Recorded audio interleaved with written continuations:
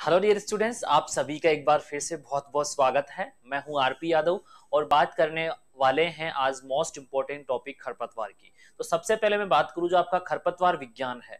खरपतवार विज्ञान यानी कि वीड साइंस है, उसको आप कंप्लीटली डिस्कस करने वाले हैं कि खरपतवार विज्ञान क्या होता है। साथ ही बेसिकली जो पॉइंट आपका आ रहा है खरपतवार, खरपतवार किसको बोलते हैं। तो स्टूडेंट सबसे पहले बात करेंगे आप खरपतवार क्या होता है, देन उसको आप किस प्रकार से समझ सकते हैं, क्या क्या उसकी विशेषताएं होती है और इसके साथ ही इसका जो नियंत्रण है उसकी बात करने वाले हैं। चलिए सबसे पहले बात करता हूं मैं कि आपका जो खरपतवार खरपतवार ओके, इसको अगर बात करते हैं तो इसको बोला जाता है आपका वीड। क्या बोला जाता है? वीड। तो फर्स्ट ये जानना है आपको कि जो खरपतवार वर्ड है यानी कि वीड जो शब्द है उसका शाब्दिक अर्थ क्या होता है, और इसके साथ ही बात करने वाले हैं कि ये आप क्यों पढ़ रहे हैं, क्यों आप ये जानकारी प्राप्त कर रहे हैं। तो देखो दोस्तों, यहां पे बात कर रहे हैं जो खरपतवार है इसको बोला जाता है मुख्य रूप से अवांछित पौधे। अगर मैं बात करता हूं अवांछित यानी कि कोई ऐसा पौधा जो किसी असमय और ऐसे स्थान पे उगता है जहां पे उसकी आवश्यकता नहीं है। तो यहां पे बात करते हैं खरपतवार ऐसे पौधे होते हैं, खरपतवार ऐसे पौधे होते हैं, ऐसे पौधे होते हैं, पौधे होते हैं, होते हैं जो ऐसे स्थान एवं ऐसे समय पे उपस्थित होते हैं,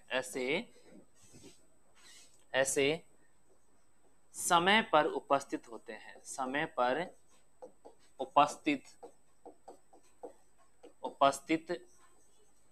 होते हैं, जहां इनकी आवश्यकता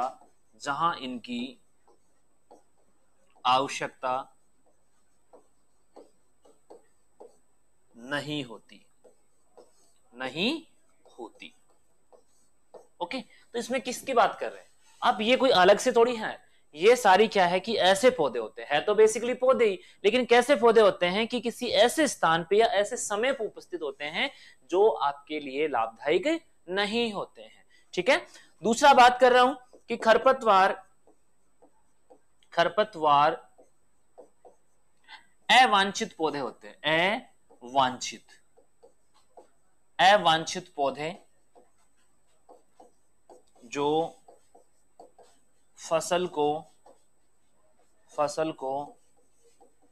नुकसान, फसल को क्या कर पहुंचाएंगे? नुकसान। ठीक है, तो ये बेसिकली आपको क्या कर रहे हैं? फसल को नुकसान पहुंचा रहे हैं। दूसरा अगर बात करते हैं तो अगर एवरेज देखा जाए तो आपके खरपतवारों से सामान्य हानि, खरपतवारों से सामान्य हानि। देखिए जितने भी आपके नासी जीव होते हैं, तो यहां अगर मैं बात करूं तो 30 से 35% अकेला जो हानि है वो किससे हो रहा है? आपके खरपतवारों से। तो सिंपली आप क्या याद रखेंगे कि आपके जो खरपतवार है आपके फसल के साथ में उगते हैं और ये ऐसे समय पे उपस्थित होते हैं जहां पे इनकी आवश्यकता नहीं होती है, इनकी आवश्यकताएं नहीं होती है। तो फिर इनका यहाँ पे पाया जाना आपकी फसल के लिए क्या होता है? लाभदायक की तुलना में हानिकारक ज्यादा होता है। ठीक है, और एवरेज अगर देख रहे हैं तो 30 से 35% ये क्या कर रहे हैं? आपकी हानि हो रही है। और ये आपके जितने भी नासी जीव है, नासी जीवों में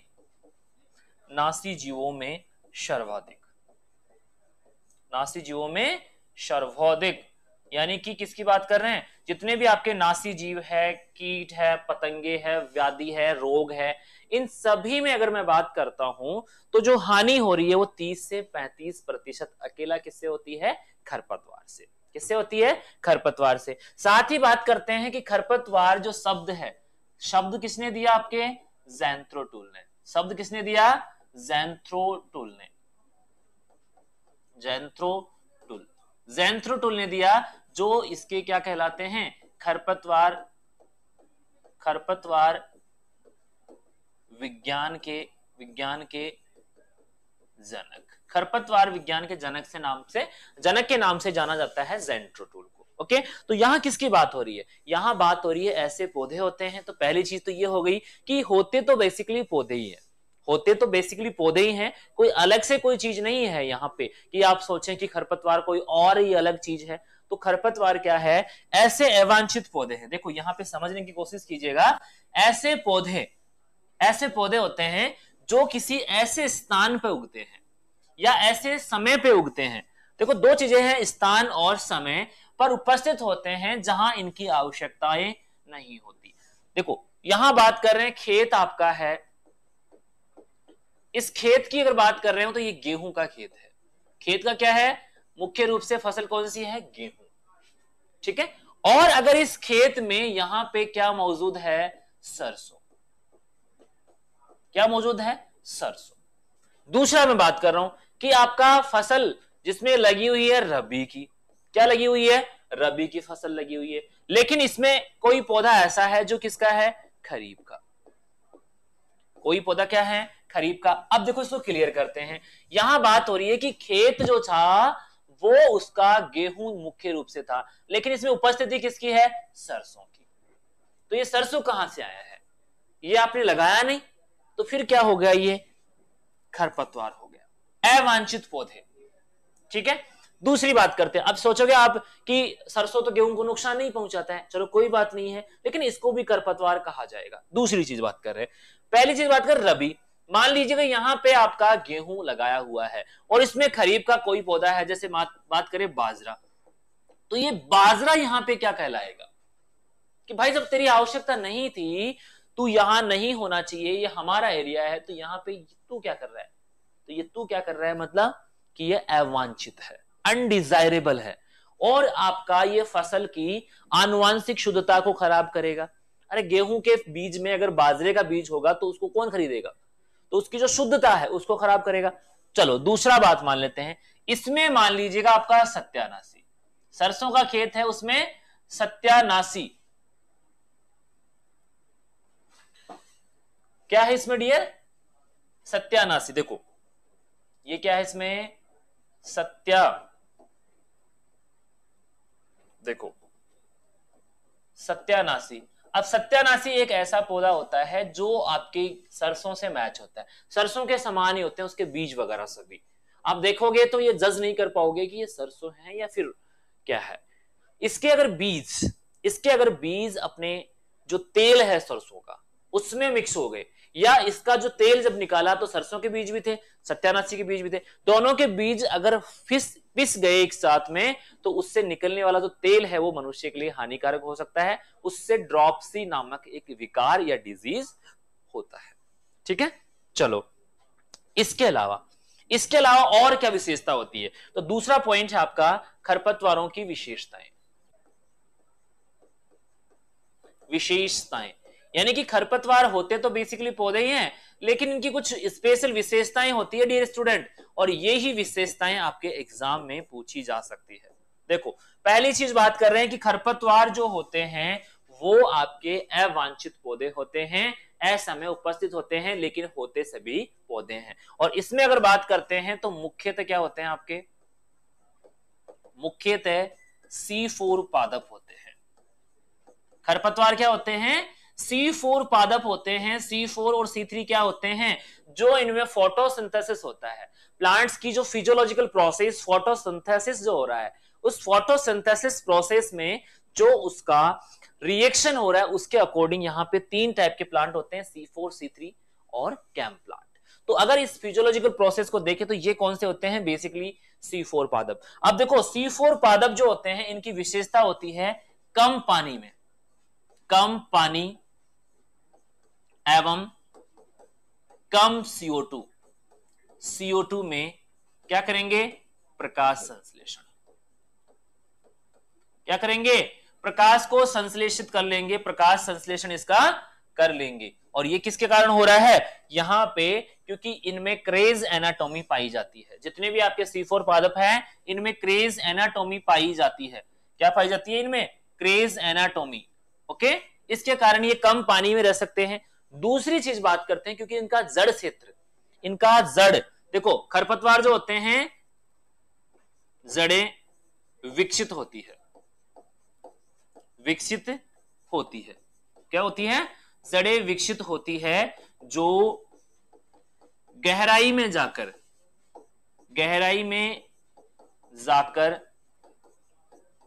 जल अवशोषण करती है। अवशोषण। ठीक है, दूसरा बात करते हैं। दूसरा जो पॉइंट है डियर स्टूडेंट, यहां बात कर रहे हैं कि और क्या विशेषताएं होती है खरपतवार की। खरपतवार के पौधे वानस्पतिक एवं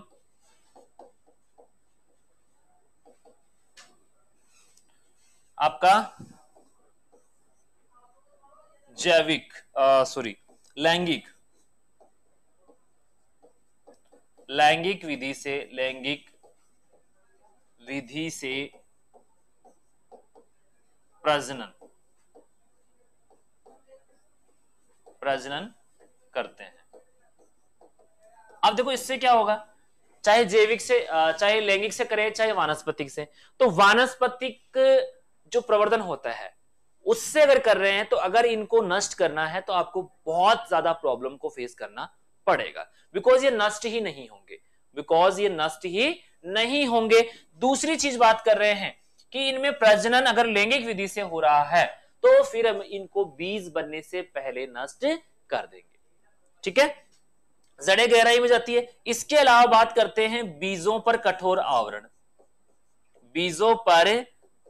आवरण पाया जाता है। कैसा होता है? कठोर आवरण। इससे क्या फर्क पड़ेगा? आवरण होता है, इसको नष्ट नहीं कर सकते हैं, होता है। ठीक है, इसी प्रकार से प्रति पौधा अधिक बीज उत्पादन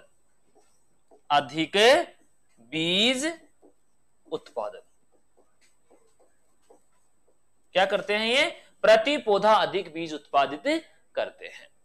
ठीक है, तो ये काफी संख्या में अपनी जो वजूद है, अपने डोमिनेंस को बनाए रखने के लिए प्रति पौधा अधिक बीज उत्पादन करता है। ठीक है, बीजों पर कठोर आवरण होता है इसलिए नष्ट नहीं होता। बीजों में क्या होती है? बीजों में सुसुप्त अवस्था पाई जाती है। बीजों में सुसुप्त अवस्था पाई जाती है। ठीक है, इसलिए लगातार कई वर्षों तक ये मृदा में उपस्थित रहते हैं। दूसरा अगर बात करते हैं, एक शब्द लिया जाता है वीड सीड बैंक, जो बोलते हैं मृदा की ऊपरी 30 सेंटीमीटर वाली परत। मृदा की ऊपरी 30 सेंटीमीटर परत, जो ऊपरी परत होती है उसको क्या बोला जा रहा है? वीड सीड बैंक बोला जा रहा है। क्यों बोला जा रहा है? क्योंकि यहां पे बात कर रहे हैं कि 30 सेंटीमीटर वाली जो ऊपर की परत है इसमें आपके जो खरपतवार है उनके बीज अधिकतम उपस्थित होते हैं, इसलिए इसको क्या बोला जाता है? वीड सीड बैंक बोला जाता है। ठीक है, तो यहां सारी चीजें आपको किस बारे में बताई गई है? विशेषताएं, कि ऐसे आपके खरपतवार होते हैं, काफी संख्या में बीज उत्पादन करते हैं, बीजों पे आपके हुक पाए जाते हैं। एक चीज और लिख लेंगे कि बीजों पे क्या पाए जाते हैं? हुक पाए जाते हैं। बीजों पर हुक पाए जाते हैं, हुक। अब हुक का क्या होगा? हुक से क्या मतलब है? हुक से ये मतलब है डियर स्टूडेंट कि ये हुक जो है वो आपके जो पशु हैं इनकी स्किन में क्या हो जाएगा? अटक जाएगा और वो कई दूरी तक आपका जा सकता है, कई दूरी तक आपका चला जाता है, और इससे आपके जो स्थानांतरण में क्या हो रही है? हेल्प हो रही है। स्थानांतरण में क्या हो जाता है? हेल्प हो जाती है। तो इस प्रकार से आप समझ सकते हैं। चलिए आगे बात करते हैं डियर स्टूडेंट खरपतवारों के वर्गीकरण को लेके। देखो ये सारी विशेषताएं अपन बात कर ली है, अब बात करते हैं खरपतवारों का वर्गीकरण। तो यहां पे लिखेंगे खरपतवारों का वर्गीकरण। अब देखिए डियर स्टूडेंट, यहां से आपके क्वेश्चन किस प्रकार से पूछे जाते हैं। पहली चीज तो मैं बात करता हूं कि खरपतवारों का जो वर्गीकरण है, इसके आधार पे, इसको जो आधार मानकर आप वर्गीकरण कर रहे हैं, उस आधार के बेसिस पे ही क्वेश्चन पूछे जाते हैं। ठीक है, देखो पहली चीज बात कर रहे हैं, यहां पहला जो क्लासिफिकेशन है वो अगर मैं बात करता हूं तो पहला है आपका उगने के आधार पर। उगने के आधार पर, उगने के आधार पे कैसे कि ये कहां उगते हैं, कहां उगते हैं, उस आधार पे आपके खरपतवार वर्गीकृत किए गए हैं। कितने भागों में? 2 भागों में। देखो उगने के आधार पे बात करते हैं, किसके आधार पे बात कर रहे हैं? उगने के आधार पे बात कर रहे हैं। पहला है आपका अविकल्पी। पहला का नाम क्या है? अविकल्पी। अविकल्पी, ओके। दूसरा बात कर रहे हैं, ये है आपके विकल्पी। विकल्पी, ओके। दोनों किसके प्रकार है? खरपतवार है। किसके आधार पे हैं? उगने के आधार पे। देखो उगने के आधार पे अगर मैं बात करता हूं तो अविकल्पी होते हैं ऐसे खरपतवार, याद रखेंगे, ऐसे खरपतवार, ऐसे खरपतवार जो केवल फसल के साथ उग सकते हैं। फसल के साथ, फसल के साथ उग सकते हैं,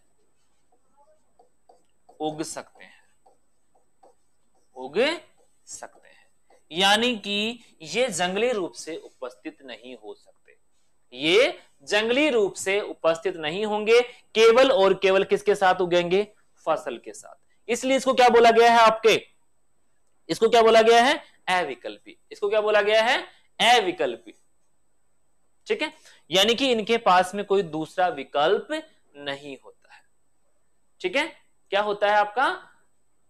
इनके पास में कोई दूसरा विकल्प नहीं होता है, जो केवल फसल के साथ ही उग सकते हैं। ठीक है, चलिए इसमें बात करते हैं। जैसे बात कर रहे हैं आपका बथुआ है, क्या है? बथुआ है। इसी प्रकार से हिरणखुरी है, हिरणखुरी, हिरणखुरी। तो दोनों ही किसमें उगेंगे? आपकी फसल के साथ ही उगेंगे, फसल के साथ ही उगेंगे। यानी कि कृषित क्षेत्र के, कृषित क्षेत्र के खरपतवार होते हैं, कृषित क्षेत्र के खरपतवार होते हैं जो आपके केवल और केवल फसल के साथ ही उगते हैं। दूसरा आपका विकल्पी, ऐसे खरपतवार, ऐसे खरपतवार, ऐसे खरपतवार जो फसल के साथ, फसल के साथ एवं जंगली,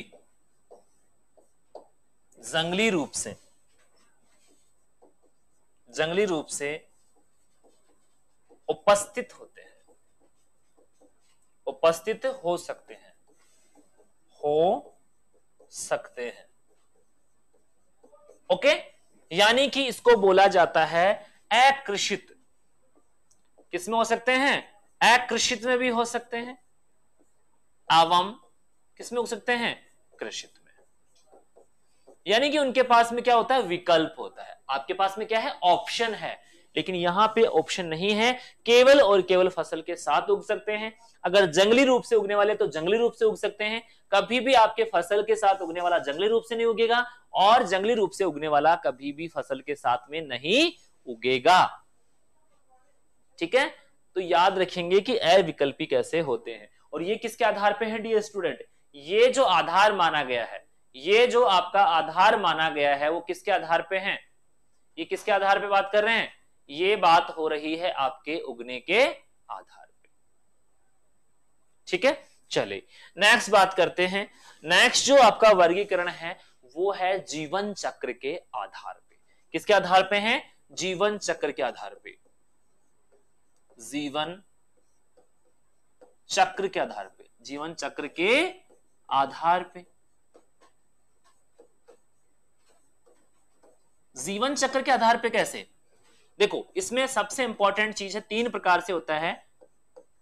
एक वर्षीय, देखो बात कर रहे हैं एक वर्षीय, ठीक है। दूसरा है आपका द्विवर्षीय, द्विवर्षीय, और तीसरा है आपका बहुवर्षीय। क्लियर? देखिए डियर स्टूडेंट, यहां पे आपको कंफ्यूज नहीं होना है।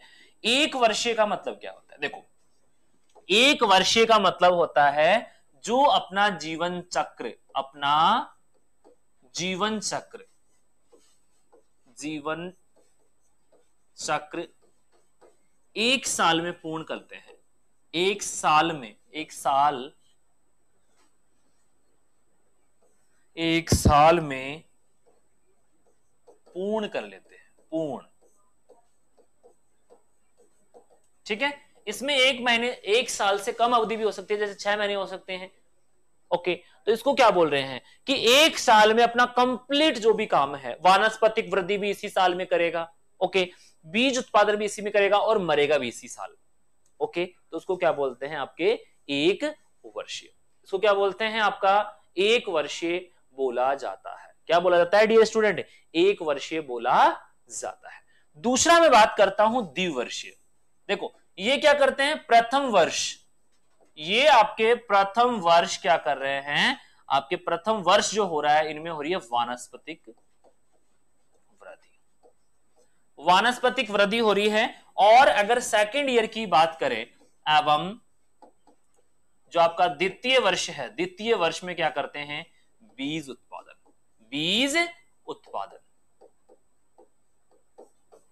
ये क्या कर रहे हैं? आपके बीज उत्पादन कर रहे हैं। तो पहले वर्ष में इन्होंने वानस्पतिक वृद्धि की, दूसरे वर्ष में इन्होंने क्या किया? आपका बीज उत्पादन किया है, बीज उत्पादन किया है। तो ये आप देख सकते हैं। दूसरा बात कर रहे हैं, अब देखो इसके उदाहरणों की बात करूं, इसके उदाहरण पूछे जाते हैं आपका जंगली गाजर। देखो समझना इसको, जंगली जाजर हो जाता है, जाजर, गाजर, ओके। जंगली गोभी, जंगली गोभी, और एक और कौन सा हो जाएगा आपका सबसे इंपॉर्टेंट? कासनी। क्या हो जाएगा? कासनी। ये तीनों के तीनों आपके किसमें आते हैं डियर स्टूडेंट? द्विवर्षीय में। किसमें आते हैं डियर? द्विवर्षीय में आते हैं।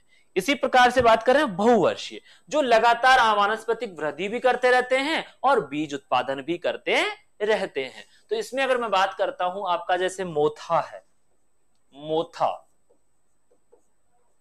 झरबेरी है, झरबेरी है, ठीक है, दूब घास है, दूब घास है। तो ये सारे के सारे किसमें आते हैं डियर स्टूडेंट? आपके बहुवर्षीय में आते हैं। तो ये किसके आधार पे हैं? आपके जीवन चक्र के आधार पे। ये क्या हो जाएगा आपका? जीवन चक्र के आधार पे हो गया, लाइफ साइकिल के आधार पे इनका वर्गीकरण हो जाता है, ठीक है, लाइफ साइकिल के आधार पे हो गया। इसी प्रकार से मैं बात करता हूं बीज पत्र के आधार पे, इनके वर्गीकरण की बात हो रही है, वर्गीकरण के अलग अलग आधार है। तो देखो यहां पे बात कर रहे हैं बीज पत्र के आधार पे, बीज पत्र के आधार पे, बीज पत्र के आधार पर। देखो एक यहां पे याद रखना है, एक बीज पत्री, एक बीज पत्री, ठीक है, जिसका बीज पत्र एक ही भाग का बना होता है। दूसरा है आपका द्विबीज, बीज, द्विबीज पत्री। ओके, थोड़ा सा ये देख लेंगे, द्विबीज पत्री, ये दो प्रकार के होंगे। ओके, एक बीज पत्री में क्या होगा? एक ही बीज पत्र, एक ही बीज पत्र पाया जाता है। ओके, इसी में देखेंगे बीज पत्र दो भागों में बटा होता है, बीज पत्र दो भागों में बटा हुआ होता है, बटा हुआ होता है, ठीक है। तो अगर इनमें पूछा जाता है, इसमें एग्जाम्पल पूछा जाता है, एग्जाम्पल जो है सिंपली आपको याद करना पड़ेगा। जैसे जितने भी ग्रेमिनी है, ग्रेमिनी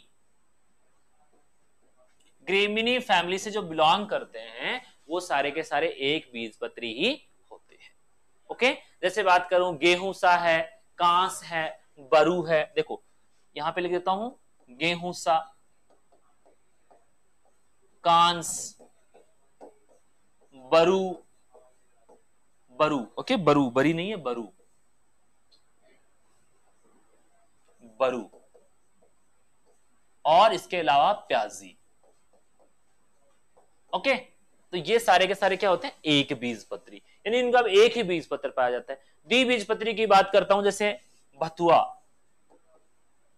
क्या हो जाएगा, भतुआ। हिरणखुरी, हिरणखुरी,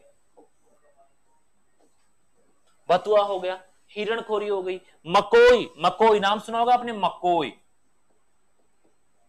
मकोई। अगर आप एग्रीकल्चर बैकग्राउंड से हैं तो ऑब्वियसली आपने ये सारी चीजें पहले से पढ़ रखी है, बस इसको सिस्टेमेटिक तरीके से आपको व्यवस्थित क्रम में बनाना है। तो ये किसके आधार पे हो गया, बीज पत्र के आधार पे, बीज पत्र के आधार पे हो गया। अब बात करते हैं नेक्स्ट जो है पत्तियों की बनावट के आधार पे। नेक्स्ट वर्गीकरण है पत्तियों की बनावट के आधार पे, पत्तियों की बनावट के आधार पे, बनावट के आधार पे। देखो पत्तियों की बनावट के आधार पे अगर मैं बात करता हूं तो पहला आता है आपका, पत्तियों की बनावट के आधार की बात कर रहे हैं, चौड़ी पत्ती वाले, चौड़ी पत्ती वाले। इसी प्रकार से सक्रिय पत्ती वाले, सक्रिय पत्ती वाले। ठीक है, अब देखो यहां इसको देखना, चौड़ी पत्ती वालों की बात करते हैं, सक्रिय पत्ती वालों की बात करते हैं, जिनकी पत्तियां किस प्रकार से होती है, बड़ी होती है, बड़ी साइज की होती है। और सक्रिय पत्ती वाले जिनकी पत्तियां छोटी होती है। फॉर एग्जाम्पल कृष्ण नील, एग्जाम्पल है कृष्ण नील। ओके, बथुआ, क्या हो जाएगा, बथुआ। इसी प्रकार से बथुआ हो गया। अगर मैं बात करता हूं हिरणखुरी, सत्यानाशी, हिरणखुरी, सत्यानाशी, सत्यानाशी, ये क्या हो गया, आपके चौड़ी पत्ती वाले हो गए सारे के सारे। अगर मैं बात करता हूं सकड़ी पत्ती वाले, जैसे बात कर रहा हूं गेहूंसा, क्या हो जाएगा आपका, गेहूंसा है। इसी प्रकार से कांस है, आपने देखा होगा कांस, कांस की पत्तियां छोटी होती हैं। ओके, अगर मैं बात करता हूं दूब घास, दूब घास, तो वो भी किस प्रकार की हो जाएगी डियर स्टूडेंट, दूब घास भी आपकी सकड़ी पत्ती में आएगी। और स्पेशली याद रखना मोथा, क्या होगा आपका, मोथा। और एक जो चावल में होता है लगभग मुख्य रूप से सावा, जिसको ब्रान यार्ड बोलते हैं। तो ये सारे के सारे किसके आधार पे हैं, पत्तियों के आधार पे।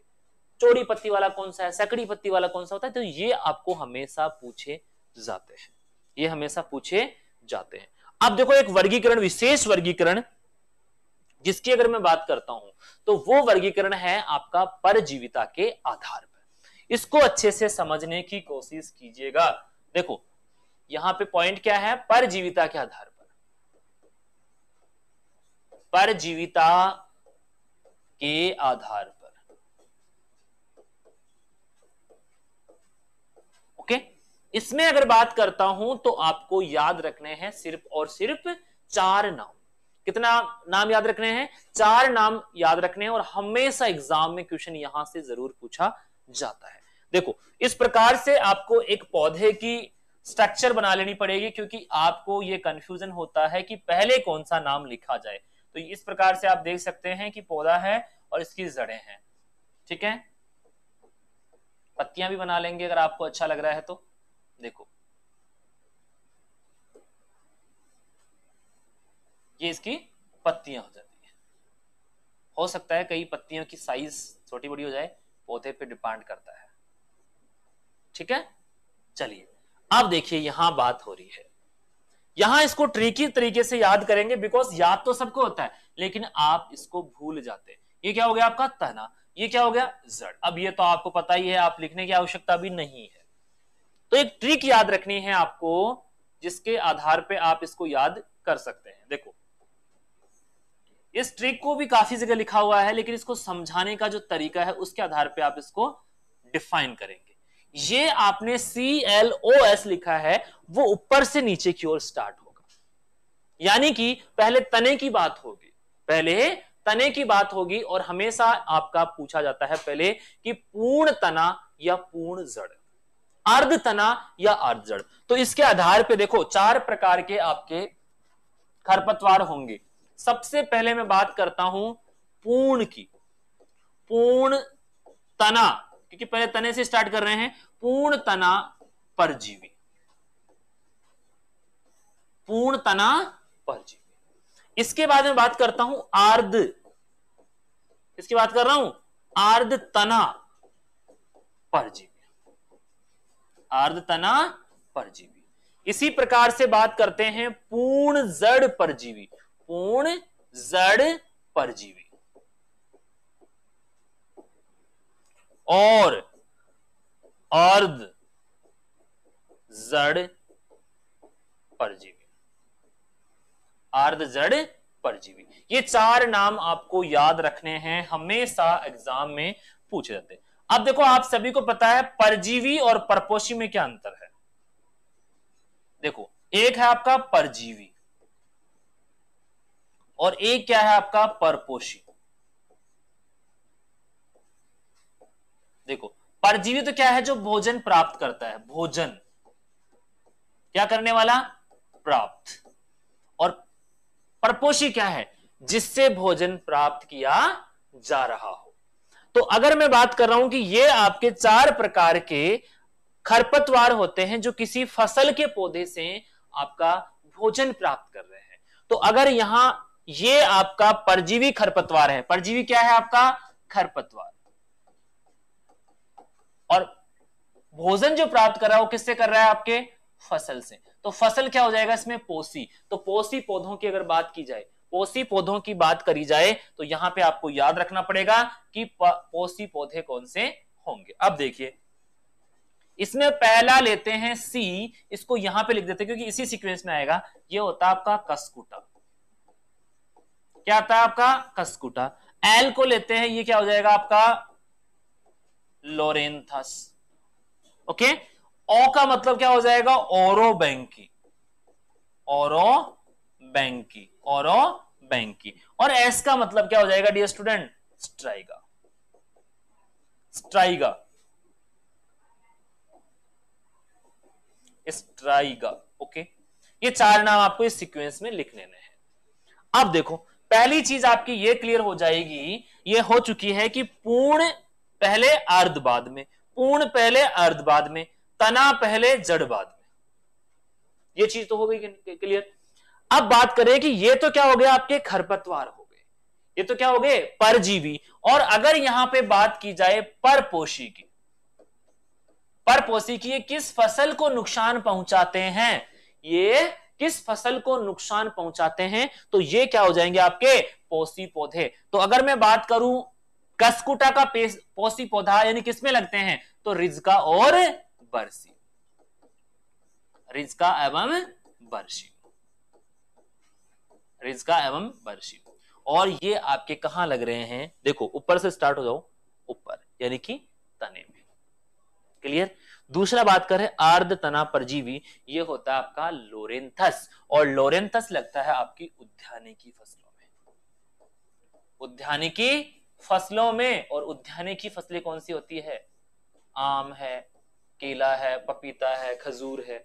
तो ये सारे के सारे उद्यानिकी फसलें होती है। चलो ओरोबैंकी की तरफ बात करते हैं। ये आता है आपका सोलेनेसी, ये किसमें लगता है, सोलेनेसी और क्रूसीफेरी, किसमें लगता है, सोलेनेसी और क्रूसीफेरी। और देखो यहां पे किस पे आया है, ये जड़ों पे आ गया है। यहां पे इस प्रकार से लिखा आपने कि ये ऊपर रह गए और ये किस में आ गया, जड़ों में आ गया। ठीक है ना। तो यहां पूर्ण जड़ परजीवी के रूप में कौन आ रहा है? ओरोबेंकी। सोलेनेसी में कौन सी फसलें आती है? देखो सोलेनेसी को आप यहां पे लिखेंगे, साइड में करके लिखेंगे ताकि आप इसको समझ सके। देखो सोलेनेसी में जो आती है डियर स्टूडेंट, थोड़ा सा और इसको आगे ले लेते हैं, यहां पे ले लेते हैं, आलू की बात करते हैं। आलू है, तंबाकू है, ठीक है, मिर्च है, बैंगन है और टमाटर। तो इन सभी में नुकसान कौन सा पहुंचाता है? आपका ओरोबेंकी। ओरोबेंकी। दूसरी बात कर रहे हैं, ये तो किसमें हो गया? सोलेनेसी में। अगर मैं बात करता हूं क्रूसीफेरी में, तो यहां पे क्या आ जाएगा आपका? सरसों। क्या आ जाएगा? सरसों। और क्या आ जाएगा आपका? मूली। सरसों और मूली। वो तो ये किसमें लग रहा है आपका? ओरोबेंकी लग रहा है, सरसों, मूली, गाजर, ठीक है, गाजर में नहीं लगता है, सरसों है, मूली है, इसके अलावा तंबाकू है, बैंगन है, इन सभी में लग रहा है। क्लियर? दूसरा बात कर रहे हैं भाई, यहां पे अर्ध जड़ परजीवी स्ट्राइगा, और ये लगता है आपके जो बाजरा है, बाजरा है, ओके, जवार है, मक्का है, मक्का और गन्ना, इन सभी में ये लगता है। किसमें लग रहा है? मक्का है, जवार है, बाजरा, इन सभी में लग रहा है। और आपको इस ट्रिक से याद भी इसको करना पड़ेगा। इसको आपको हर तरीके से याद कर लेने के बाद में यही ट्रिक आपके काम आएगी, बिकॉज ये बिल्कुल भी कंफ्यूज करने वाली ट्रिक नहीं है। पौधे का डायग्राम बनाओ, उसकी जड़ों पे लिख दो, तेरा नाम लिख दिया, उसके तने पे लिख दो, तो याद आएगा कि तने पे लिखा था या जड़ों पे लिखा था। ठीक है, तो ये आपका खरपतवारों का परजीविता के आधार पे किया गया वर्गीकरण होता है, और यही आपका क्या होता है डियर स्टूडेंट? मोस्ट। यही क्या होता है आपका? मोस्ट इंपॉर्टेंट होता है। क्या होता है? मोस्ट इंपॉर्टेंट होता है। ठीक है, अब चलिए नेक्स्ट बात करते हैं विशेष वर्गीकरण। विशेष वर्गीकरण, देखो विशेष वर्गीकरण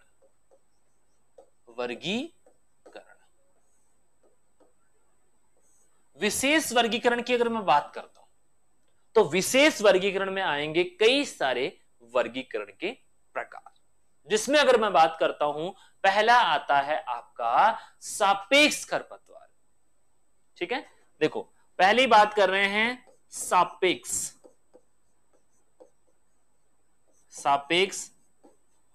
खरपतवार। ठीक है, सापेक्ष किसको बोलते हैं? सापेक्ष किसको बोलते हैं? जो आपका रिलेटिव होगा, अब रिलेटिव क्या होता है कि गेहूं के खेत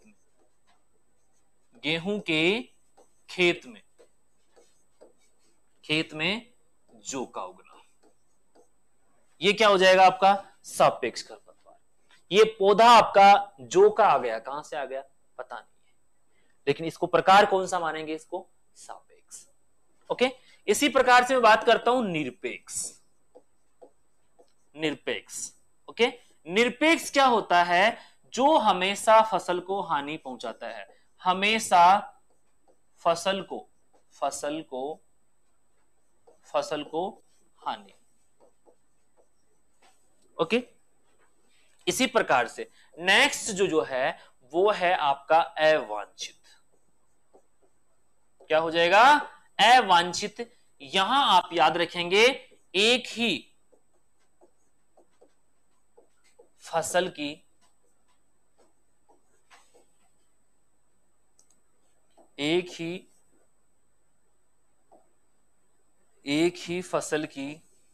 किसी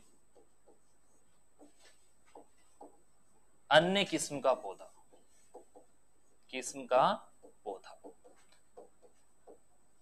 यानी कि आपका कोई पर्टिकुलर किस्म लगी हुई है, और उस किस्म में कोई और पौधा उग रहा है, जैसे मैं बात करता हूं यहां पे सरसों की किस्म है, सरसों की कौन सी है? सरसों की है आपकी पूसा जय किसान,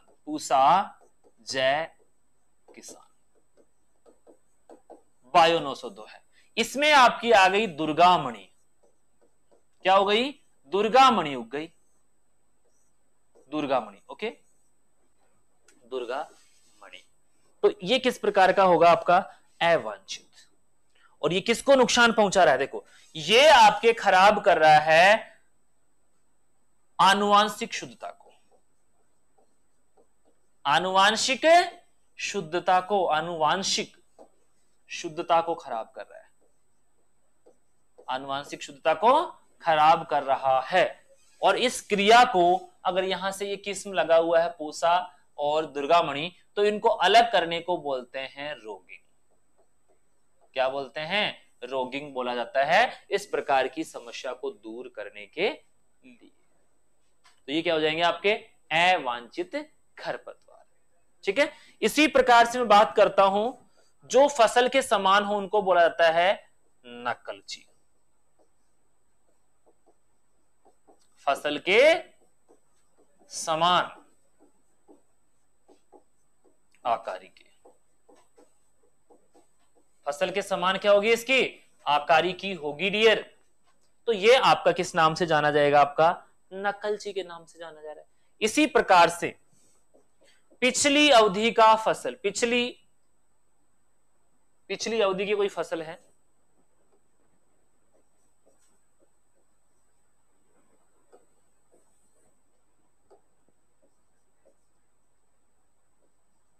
पिछली अवधि की फसल का पौधा।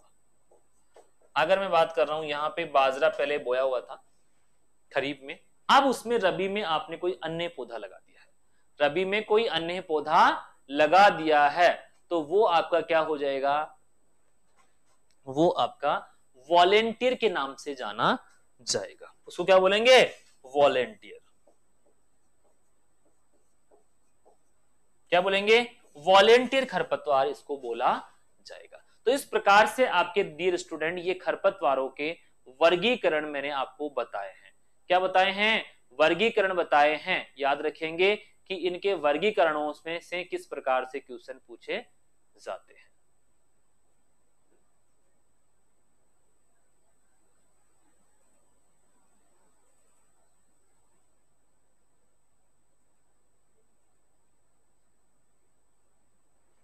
तो वर्गीकरण से जितने भी आपके क्वेश्चंस बनते हैं या जो भी आपके यहाँ पे पॉइंट्स बन रहे हैं, उन सभी की जानकारी आपने प्राप्त की है। ठीक है, तो ये आपके जो मुख्य रूप से जो विशेष आधार है, जिसके आधार पे आप क्या कर सकते हैं? उसको वर्गीकृत कर सकते हैं। जिसके आधार पे आप क्या कर सकते हैं? वर्गीकृत कर सकते हैं। ये सारे के सारे जो बिंदु है, महत्वपूर्ण जो बिंदु है, उनके बारे में मैंने आपको बताया है। साथ ही मैं बात करता हूं कि जो खरपतवार, इन खरपतवारों की बात कर रहे हैं, तो ये खरपतवार इन सभी तरीकों से आपके अलग अलग किए जा सकते हैं। इनको अलग अलग आप कर सकते हैं। सिंपली आप किस आधार पे कर सकते हैं? ये आधार भी मैंने बताया है।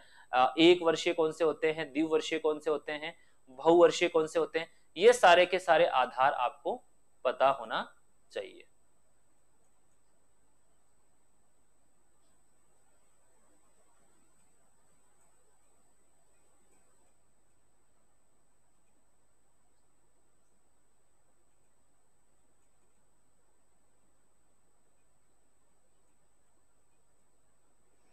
तो नेक्स्ट जो वीडियो रहेगा उसमें अपन बात करेंगे इसके वर्गीकरण से रिलेटेड। इसके जो वर्गीकरण की बात कर रहे हैं, वर्गीकरण का जो चैप्टर सेकंड में है उसमें डिस्कशन करेंगे। सो यहां तक ही नेक्स्ट वीडियो में आगे बात करने वाले हैं। Thank you so much.